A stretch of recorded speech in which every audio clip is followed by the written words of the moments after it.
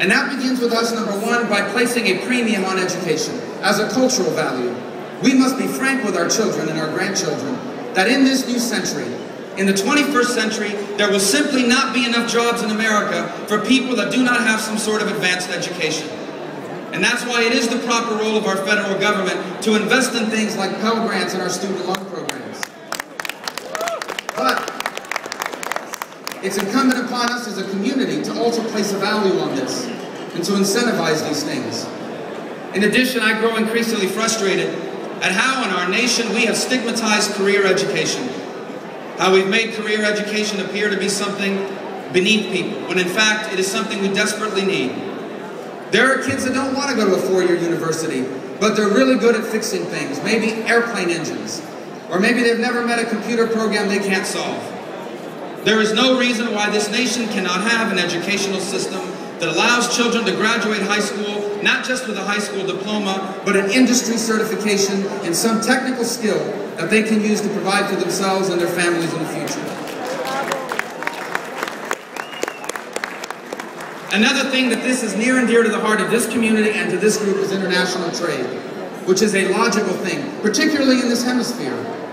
The 21st century holds extraordinary promise for the Western Hemisphere, not just for Latin America, by the way, not just for the Western Hemisphere, for the whole world, but particularly for the United States. Imagine a growing number of nations with people prosperous enough and secure enough to trade with us and to buy the things that our children and grandchildren will invent and hopefully build. That's the promise of free trade agreements. That's the promise of political and economic policies that this nation can undertake to dedicate with seriousness of purpose, rededicate ourselves to growth, economic and political, in the Western Hemisphere in this century. And that's why I hope that as soon as possible, the United States Congress will ratify the free trade agreements with Panama, Colombia, and South Korea.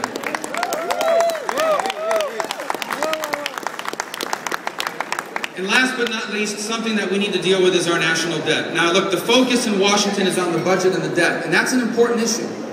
But while the debt is the most important issue in Washington, the most important issue in America is a job crisis that you're facing every single day and that all Americans are facing in their daily lives.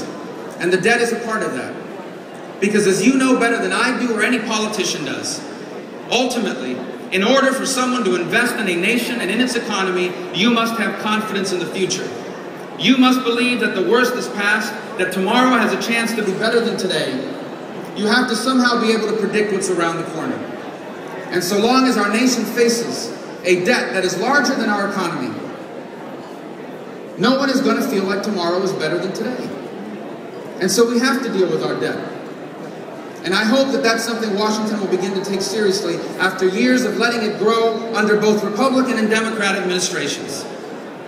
Today, the national debt hangs over our economy as a dark cloud, creating uncertainty and fear about the future.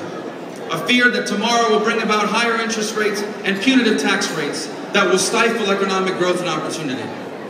I sincerely hope, and I am willing to work with anyone and any party to seriously deal with the drivers of our national debt. Now that means we have to tackle discretionary spending. There's no doubt there has to be reductions in government spending. But here's what I fear. Number one, there's not enough money in the discretionary part of the budget. And so if all we do is cut those programs, you will end up getting rid of legitimate government spending programs, things like education and infrastructure that our nation desperately needs. And that's why we must fix if we want to save America's entitlement programs. In particular, Medicare is a program near and dear to my heart. It has provided quality health care for my father before he passed away a year ago, and as I stand here before you today, is providing quality health care for my mother who has recently been ill. I want Medicare to exist. I want Medicare to survive. I want Medicare to thrive.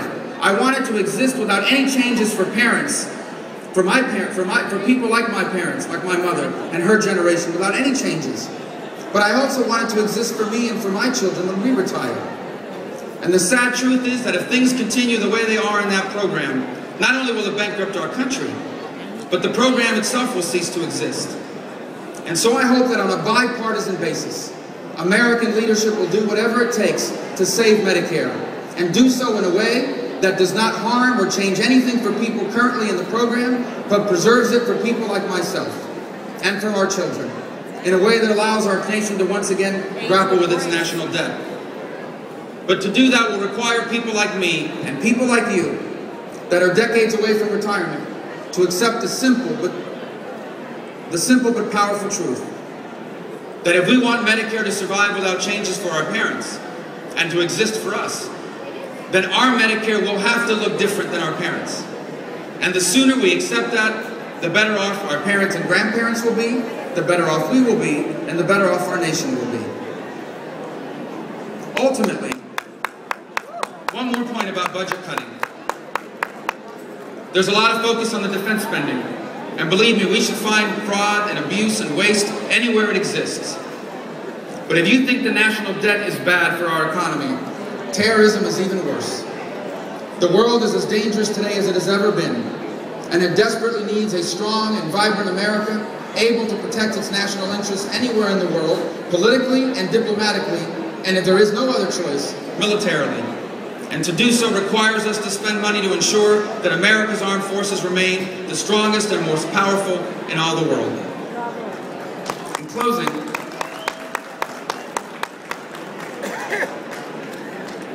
let me just share it with you. Not only am I proud to be in a room of job creators, but I'm proud to be in a room of job creators of Hispanic and Latino descent. People ask me about our community all the time.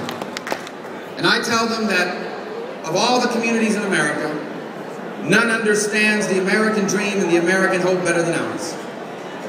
My story is probably typical of the story of everyone else in this room.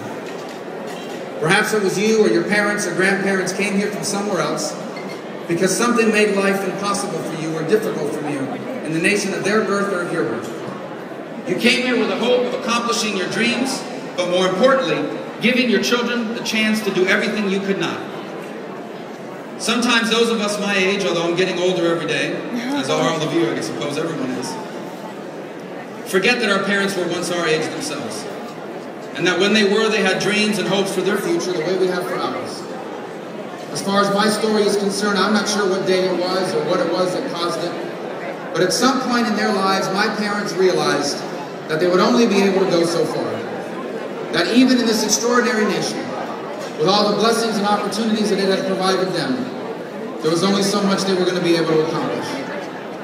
And so they made it the mission of their lives to ensure that their children and grandchildren would have the chance to do things that they themselves never had a chance to do.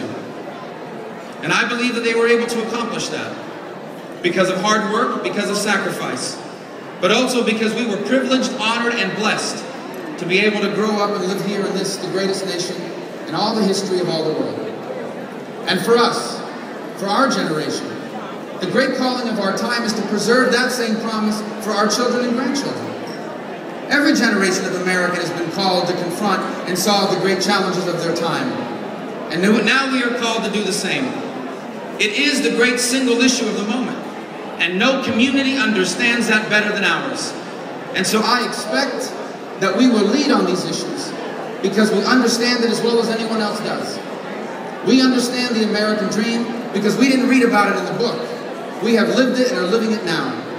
And that's why I'm honored and privileged to be with you today, and I hope that I'll continue to work with you in the years to come, and that the next time I appear before you, America will be much better off because of your hard work and our collective sacrifices. Thank you. Muchísimas gracias. Thank you very much. God bless you.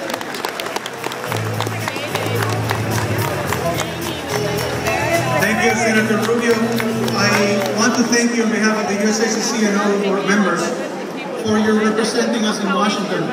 We believe that we need more people like you, but we also believe that the work you're doing is worth commending.